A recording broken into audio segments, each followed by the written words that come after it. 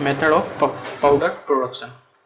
ठीक है, अब ये पाउडर बनाया कैसे जाता है। ठीक है, पहला प्रोसेस होता है एटोमाइजेशन। ठीक है, अब liquid molten metal is injected and stream of air water and inert gas then produce size depend upon temperature of molten metal. ठीक है, देखो लिक्विड मोल्टन मेटल को ऊपर से डालेंगे। अब मैं तुमको इसका एग्जाम्पल वो दिखाता हूँ, डायरेक्ट इमेज। देखो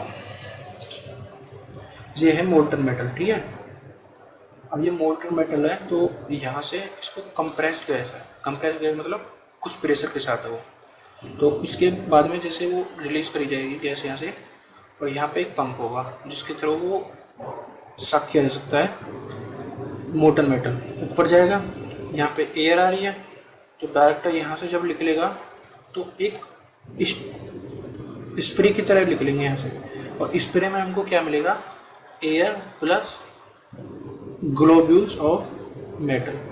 समझ रहे हो ना, और यही ग्लोब्यूल्स हमको चाहिए, ये जो यहाँ पे कलेक्ट होगा। ठीक है, क्योंकि यहाँ पे तो प्योर मेटल है वो भी मोल्टन फॉर्म में। ठीक है, और यहाँ से जो निकल के आएगा, जैसे वो सपोज करो यहाँ से 1 ml निकला और एयर आ चुकी है उस टाइम पे 5 to 6 ml, तो जैसे वो स्टीम बनेगी यहाँ से, स्टीम मतलब स्ट्रीम यहाँ से पास होगी, तो वो एयर जो होगी उसको कांस्टेंट फ्लो के साथ नहीं लाएगी। जैसे स्प्रे होता है ना, देखते हो स्प्रे, उसमें अंदर लिक्विड होता है ऐसे ही, और उसमें एक प्रेशर होता है वॉल्यूम में, वहाँ पर मतलब प्रेस की वॉल्यूम को मतलब कंप्रेस कर देते हैं गैस को। ठीक है, तो उसी के थ्रू यहाँ पे हम देखते हैं कि उसमें जैसे बहुत ही स्मॉल स्फेरिकल शेप में जो वो स्प्रे निकल के आता है, ऐसे ही इसमें मोल्टन मेटल निकल जाएगा। ठीक है, और वही हम यहाँ पे जैसे ऊपर से गिरेंगे तो ऊपर से आते में वो ठंडा हो जाएगा इतने में, और जैसे ठंडा हो जाएगा वो अपने आप ही चिपकेगा भी नहीं और प्रॉपर पाउडर के शेप में वहाँ से इनको कलेक्ट होने में हेल्प कर देगा। ठीक है, अब देखो इसके पार्ट हैं कलेक्टर चैम्बर, कलेक्शन चैम्बर और compressed gas, molten metal application based, जहाँ पे वो आपको मिलेगा एप्लीकेशन। अब आता है सेकंड चीज, देखो मैं डायरेक्ट मेटल पाउडर प्रिपरेशन में आता हूँ दोबारा से।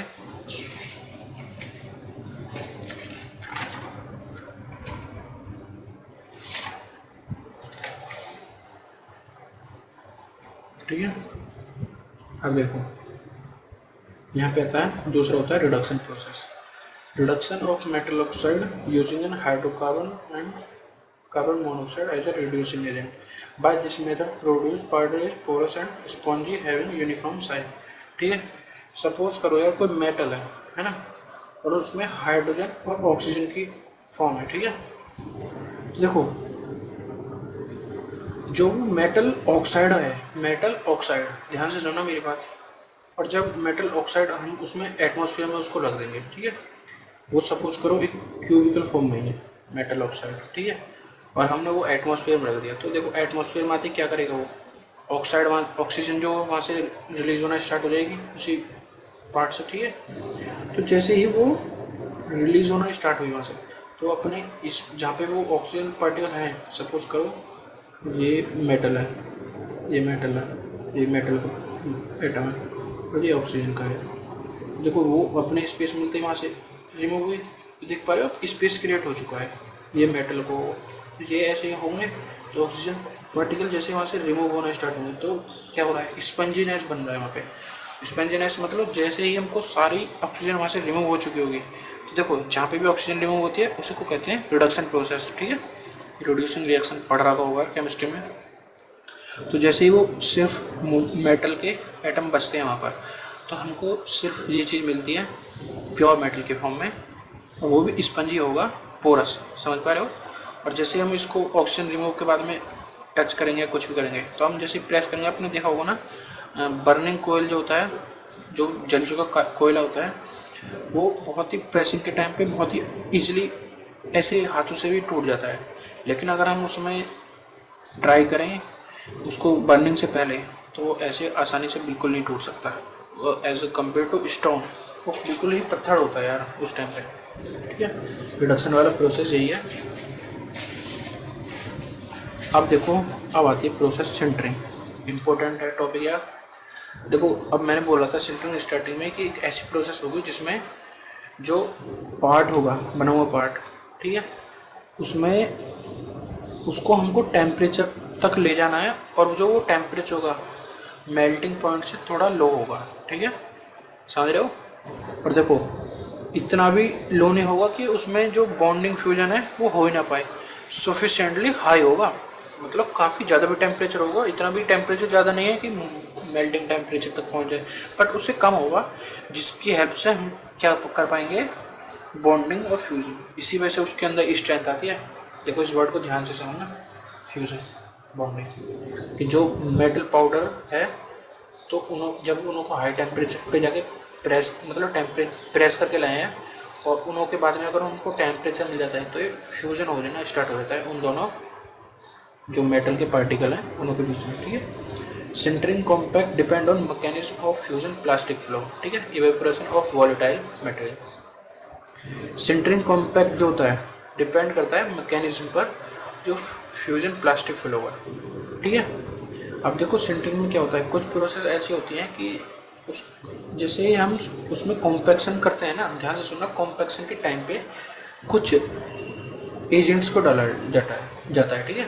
एजेंट्स होते हैं केमिकल एजेंट, वो जो कि आफ्टर ए टेम्परेचर वहाँ से रिलीज़ होंगे, ठीक है, रिलीज़ होंगे या वो फ्लो हो जाएंगे, या वो हाई टेम्परेचर पे पहुँचने की वजह से वो वहाँ से वॉलेटाइल हो जाएंगे। समझ पा गए। देखो बिल्कुल समझने का ट्राई करना कि जैसे ही वो वहाँ से हाई टेम्परेचर पे पहुँचे वो लिक्विड्स या एजेंट्स जो भी हैं वो वहाँ से गायब हो जाएंगे, वॉलेटाइल हो जाएंगे मतलब, ठीक है। और वो जो हमको स्ट्रेंथ मिलेगी वो थोड़ी बहुत हम उसको चेंज भी कर पा रहे हैं। देख रहे हो कि हम लाए ऑयल विद ऑयल, और वो ऑयल जैसे ही वो टेम्परेचर पे पहुँचा वो वहाँ से गायब होगा, तो डेंसिटी हमने क्या कर ली, कंट्रोल कर ली, कि जितनी स्टार्टिंग में थी उससे थोड़ी कम कर लिया, ठीक है। बट अगर हम ऐसा कास्टिंग वाले मेथड में सोचें, नेवर बी पॉसिबल, बिकॉज जो चीज़ एक बार कास्ट हो चुकी है उसके अंदर तक के मॉलिक्यूल्स को वहाँ से रिमूव करना है, कुछ भी ऐसा प्रोसेस आई डोंट थिंक ऐसा कोई हो सकता है पॉसिबल, ठीक है। अब देखो sintered density depend upon temperature, time and furnace atmosphere. यही चीज़ मैं बता रहा हूँ कि जैसे कि टेम्परेचर है, सपोज करो हम विदाउट ऑयल वाला कोई हम पार्ट बना के लाए हैं, ठीक है, और विदाउट ऑयल वाला जैसे भी बना के लिया है और उसको हमने उसमें फर्नेस के अंदर रखा, ठीक है।